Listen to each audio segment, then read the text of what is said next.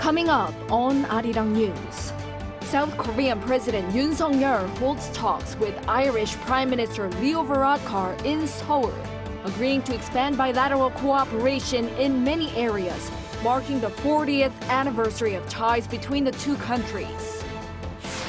Israel continues to pound Gaza with airstrikes, and its military says it has surrounded Gaza City, cutting it off from the rest of the enclave. Tonight, we hear how desperate the humanitarian situation is in Gaza from the inside. The United States imposes a new round of sanctions on some 130 entities and people, including companies in China, Turkey, and the United Arab Emirates that are suspected of assisting Russia with its invasion of Ukraine.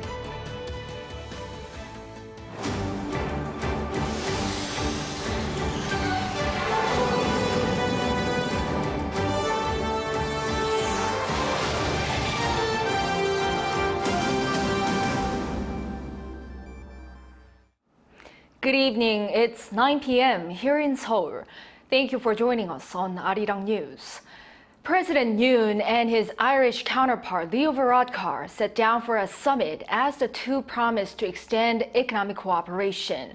South Korea is the first destination for the Team Ireland Trade Mission Week, showing how the Irish leader considers Seoul to be a crucial economic partner.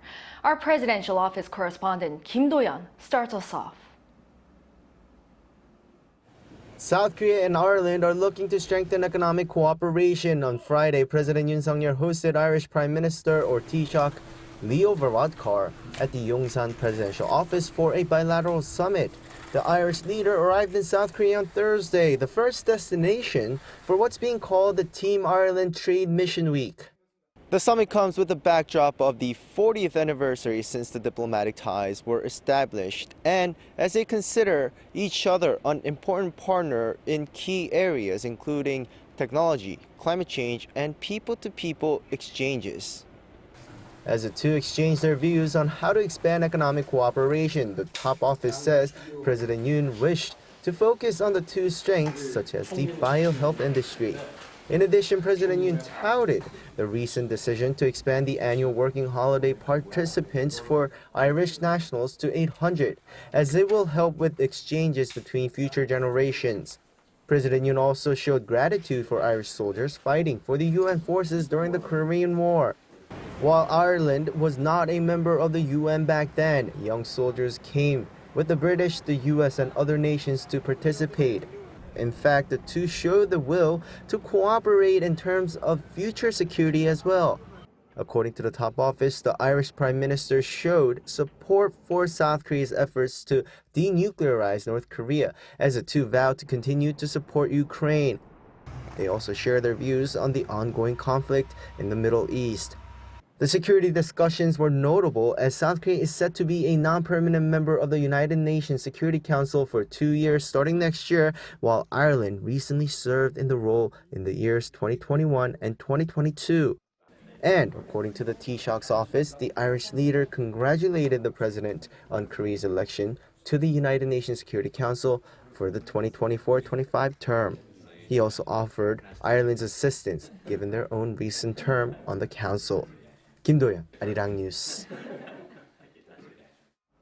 Before his summit with President Yoon, Irish leader Leo Varadkar spoke to our presidential correspondent Oh Soo-young on how the 40-year relations between the two countries can further flourish based on their common values.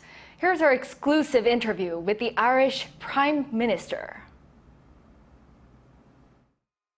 Ireland is keenly seeking a greater partnership with South Korea based on their values of freedom and innovation amid complex global challenges. That's according to Irish Prime Minister Leo Varadkar in an interview with Arirang News on Friday. Varadkar's working visit to Seoul marks the first trip by an Irish head of state in the history of their bilateral relations, which stretch back 40 years. The Irish PM highlighted the two republics' shared values, particularly under the Yoon administration, as they collaborate closely in tackling climate change, global insecurity, and threats to democracy.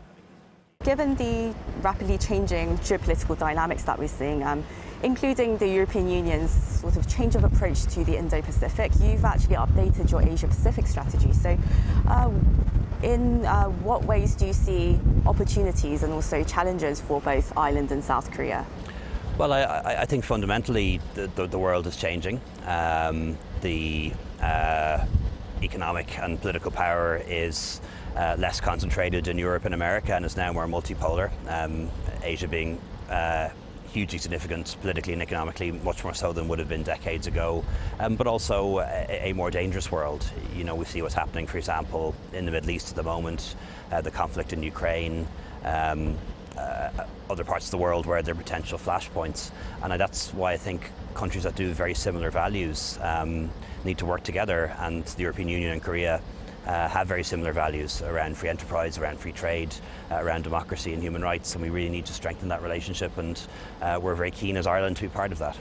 Well, you actually visited the demilitarized zone yesterday, which is the border area between South and North Korea. So I'm wondering what was running through your mind at that moment, and also how you're planning to collaborate with South Korea for regional security, especially when it comes to peace on the Korean Peninsula.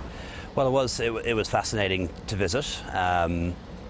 In many ways it's a misnomer, demilitarized zone, because it is of course heavily militarized and heavily fortified, and I think one of the best ways that we can work together, Ireland and Korea, is through the United Nations in particular. And even as we speak, Irish and Korean troops are serving together in South Lebanon, which is a very dangerous place at the moment, but have been there helping to keep the peace there. Particularly as President Yoon Suk-yeol pushes for global solidarity for peace, development and climate action. Varadkar said he hopes the two republics can also work together to increase multilateral cooperation and institutions as middle power countries. We're relatively small countries, albeit with big economies and a lot of trading influence. And for countries like ours, we'll do best in a world that is rules-based, that has institutions that function, that it's not just the really big countries that make all the decisions, or those countries with massive military economic power. The Irish leader further highlighted new emerging industries, including renewable energy and digital technologies, as key areas of win-win partnership between the two leading IT nations. I think one is certainly energy, and Korea is at the forefront in terms of making that green transition towards renewable energy and battery storage. So investments by Korean companies happening in Ireland. We have very ambitious plans to increase the amount of renewable energy we produce, and nearly half of all cars now being sold in Ireland are either electric cars or hybrids, and Hyundai and Kai are among the main companies selling cars into Ireland. So I think. Noting that he loved Korean dramas and films like Squid Game, Varadkar noted that the two countries will increase people-to-people exchanges for more collaborations in culture and innovation. Korean culture really has grown, I think, around the world, and you know, Ireland wouldn't have been very exposed to it maybe 20 years ago, but now people really are. So it's great to see the country spreading its wings in the way it has. Right, thank you very much for your time, Dr. Varadkar. Thank you. Now, turning to the war between Israel and Hamas. Israel says its forces have surrounded the Gaza Strip's biggest city, but mounting civilian losses leads to calls for action from the international community to minimize civilian deaths. Our Moon-Hae-ryun has the details. Gaza City has reportedly been surrounded by Israeli forces, and as the conflict continues, countries are pressing to minimize civilian losses. Israeli Prime Minister Benjamin Netanyahu said in a statement that they are advancing at the height of the battle and have made impressive successes. Thousands of strikes in the Gaza Strip since the Hamas attacks on October 7th have led to the deaths of over 9,000 Palestinians. According to officials in the besieged enclave, the strikes in the biggest refugee camp in Jabalia on Thursday have resulted in 195 killed and 120 missing. With the mounting death toll, there are calls to protect civilian lives. U.S. Secretary of State Antony Blinken departed for Israel for the second time in a month to meet with Netanyahu. We will be talking about concrete steps that can and should be taken to minimize harm to men, women, and children in Gaza. And this is something that the United States is committed to. U.S. President Joe Biden also called for a pause in fighting during a campaign speech in Minneapolis. Chile's president met with Biden to say that Israel is violating international law, and the United Arab Emirates said that it was working relentlessly to reach a full humanitarian ceasefire. Meanwhile, on Wednesday and Thursday, non-hostages living in the Gaza Strip with foreign nationalities or dual citizenship began to cross the Rafah crossing into Egypt. There were 15 nationalities on the list of people approved to leave, and among the 344 who crossed the border on Thursday was a family of 5 South Korean nationals. Officials expect some 7,000 more foreign passport holders to leave Gaza over the coming weeks. A Japanese aircraft departed from Tel Aviv for Tokyo on Thursday, bringing 15 South Koreans and 1 foreign national family member, following the offering of 20 seats last month. With this, there are 420 South Korean citizens remaining in Israel. 문혜련, Arirang News. As Israeli ground operation and airstrikes intensify, crisis in Gaza is getting worse by the day. Multiple international humanitarian organizations are making efforts to assist the people inside Gaza, but it's not enough. Our Choi So-young heard how desperate the humanitarian situation is in Gaza from the inside. No more food or water. The current situation inside the Gaza Strip is getting worse, devolving into total chaos. Arirang News tried to contact a field manager for the international private humanitarian organization Oxfam operating in Gaza, but it was challenging due to frequent power outage there. There has been no positive change at all. Day after day, the situation is getting worse and worse. We were unable to access drinking water. We were forced to go out after dark to fill water jerrycans for children, managing to collect only 40 liters for over 100 people. Another humanitarian agency, the United Nations Relief and Works Agency, said that nowhere is safe across the Gaza Strip. Even their shelters are not shelters anymore. We got the terrible news that 4 of our schools that are used as shelters were damaged in the war, and there's at least 20,000 people who have been sheltering in those 4 schools. We have dozens of people killed and injured. Along with thousands of innocent civilians, she has lost 72 colleagues who have been killed since the war began in Gaza. Everywhere there is people who continue to be killed, including our own staff. For example, last night we lost one of our colleagues. Her name was Mai. She's a young girl in her 20s, a software developer who I actually know personally. She says serious hygiene problems are threatening the Palestinian refugees, causing a public health disaster. As the agency's schools and camps are also overcrowded, children at risk of life-threatening health issues are rapidly increasing. It's a very grim situation, and with that comes obviously risks due to lack of hygiene. We have reports that 400 people are sharing one toilet, as one example. We know that among children there's diarrhea, there's scabies, and that's should not be surprising to anyone because of the living condition, how much it's overcrowded, and the lack of sanitary. Currently, UNRWA is supplying flour for free to 70 bakeries in the Gaza Strip to enable people to have bread, but it covers only 3% of the total demand in Gaza, and even that is expected to run out within 5 to 6 days. Choi So-young, Arirang News. The United States has sanctioned more companies and people in a bid to cut off Russia's access to tools and equipment to support its war in Ukraine. According to AP News, the sanctions imposed by the U.S. Treasury Department's Office of Foreign Assets Control on Thursday has targeted some 130 people and third-party firms from Turkey, China, and the United Arab Emirates. These include Turkish national Berk Turkin and companies he owns, which allegedly have ties to Russian intelligence. It also includes a number of firms from the UAE that have allegedly shipped aviation equipment and machines used for data reception. Russia's state-owned Sputnik News reported that the combined total number of sanctions announced on Thursday, including Russian companies, came to 37 people and 192 firms. Following Russia's decision to revoke its ratification of a global treaty that bans all kinds of nuclear tests, South Korea and the US expressed concern. Seoul has urged Moscow to reconsider, while Washington has called it an irresponsibility. Our foreign affairs correspondent Bae Eun-ji has more. South Korea has expressed deep regret and disappointment over Russia's withdrawal of its ratification of the Comprehensive Nuclear Test Ban Treaty. In a statement on Friday, the Foreign Ministry spokesperson urged Russia to reconsider. This comes after Russian President Vladimir Putin on Thursday local time signed a law withdrawing the country's ratification of the Global Nuclear Test Ban Treaty.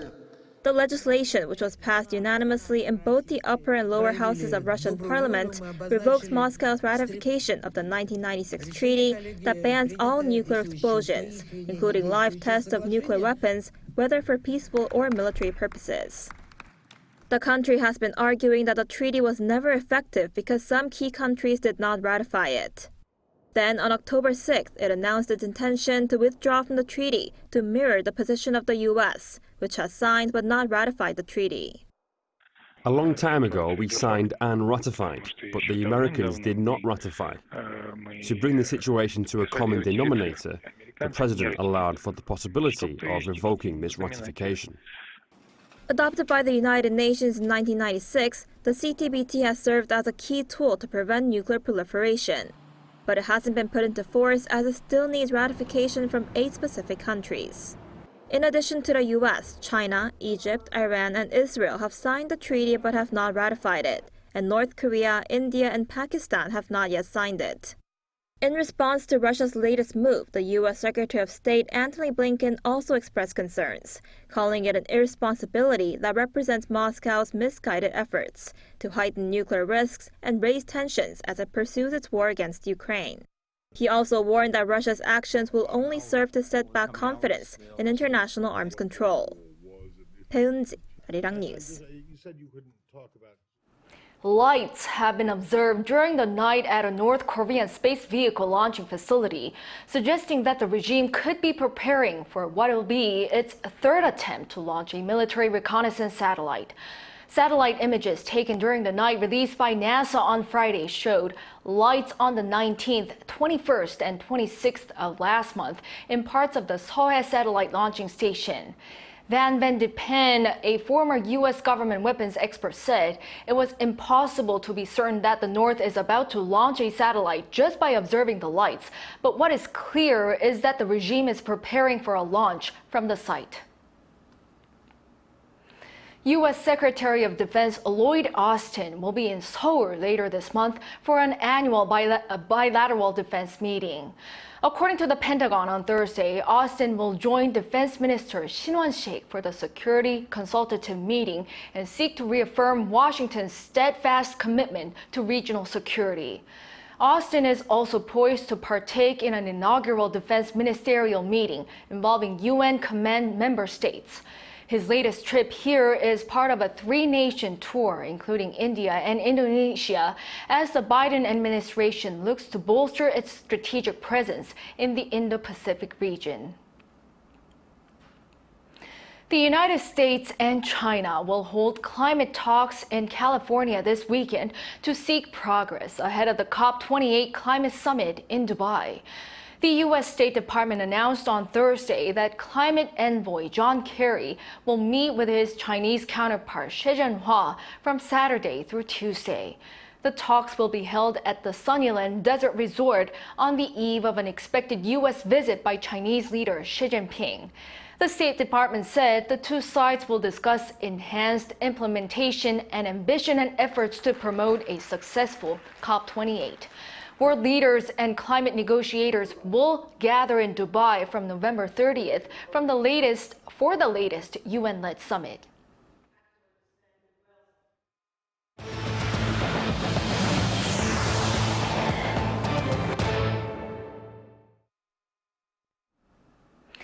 President Yoon Suk-yeol has pledged to provide tangible support to small businesses, adding that he had witnessed firsthand some of their hardships during recent visits to different sectors. Speaking at an annual event for small businesses in Goyang, Gyeonggi-do Province, earlier on this Friday, the president pointed out that the government's budget proposal for next year includes $3 billion for low-interest business loans and pledged to forgive funds that were extended to businesses during the COVID-19 pandemic. South Korea's Presidential Committee of National Cohesion launched a special subcommittee on Friday to encourage immigrants to actively participate in society. The subcommittee, headed by Professor Lee Woo-young of Seoul National University Law School, will work on establishing new immigrant policies by looking into other cases from other countries. It'll also push for measures to prevent discrimination against immigrants. According to the National Cohesion Committee, the number of foreign residents in South Korea is around 2.18 million. The number is expected to exceed 5% of the total population next year. A recent study showed that there is a new trend within K-pop, more English lyrics. With some K-pop artists releasing songs that are entirely in English, our culture correspondent Song Yu-jin took a look into this trend and listened to what fans had to say about it.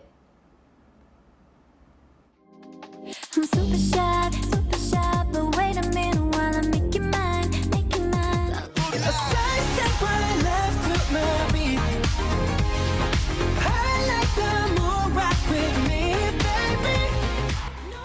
These songs show a growing trend within the K-pop industry, more English lyrics. A recent study found that K-pop songs that charted in the top 400 of Circle Chart, a Korean album sales tracker, in the first half of this year had more English lyrics than 5 years ago. This is mainly because more people around the world are listening to K-pop. In the past, the genre was mostly for listeners at home. But with the global success of artists like Psy, BTS, and Blackpink, K-pop now has a global fan base.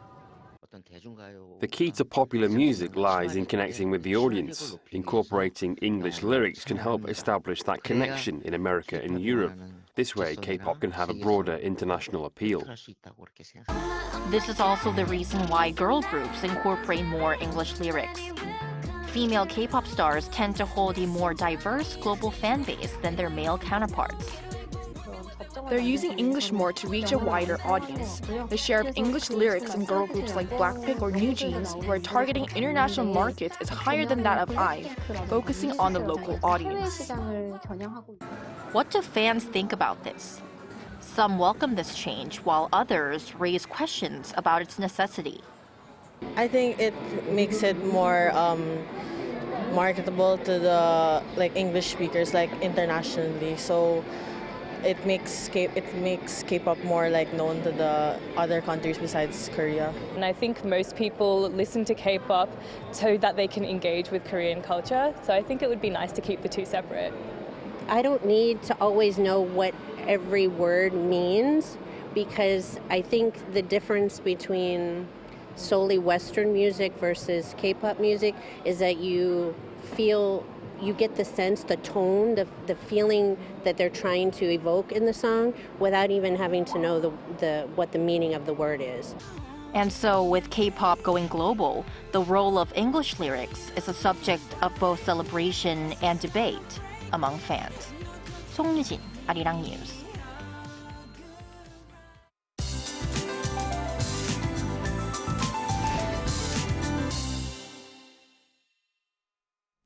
For this weekend, unsettled weather pattern will prevail across the nation.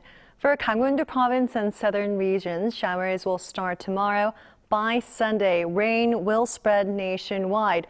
Along with the cold showers, temperatures will be on a cooling trend. As for the amount of rainfall, Jeju Island will see the most with up to 50 millimeters in the forecast. Gangwon-do and Gyeongsang-do provinces will see 5 to 40. Parts of Gyeonggi-do, Chungcheong-do, and Jeollado provinces can expect about 5 to 20 millimeters. Inland regions will see gusty winds from time to time. For eastern Gangwon-do province, winds will be extremely violent, with winds gusting as fast as 30 meters per second. Make sure to secure any items that could get blown away. Tomorrow, Seoul and Daegu will be starting off at 14 degrees Celsius. Daily highs in Seoul will get up to 22 degrees, Gwangju 24, Daegu and Gyeongju will be reaching 20 degrees. After the rain, a surge of Arctic air will filter into the nation.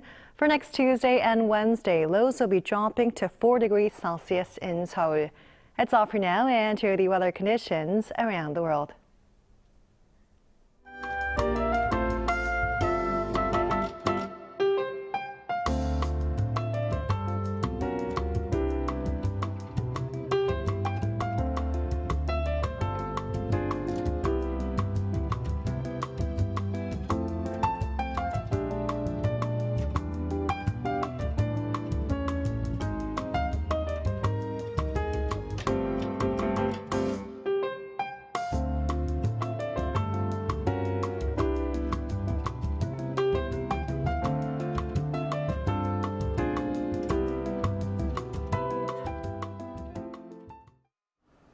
Well, that is all for this Friday night newscast. Thank you for watching.